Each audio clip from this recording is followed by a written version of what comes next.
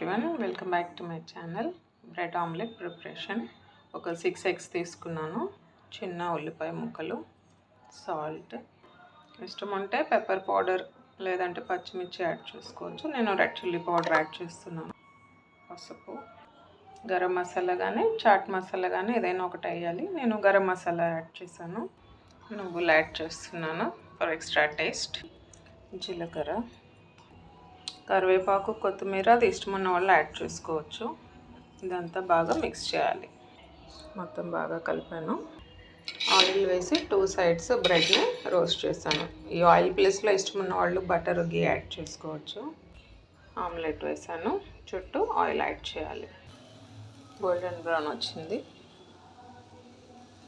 ఇలా రిమైనింగ్ కూడా అన్ని ఆమ్లెట్స్ అలా వేసుకోవాలి. So bread omelette ready.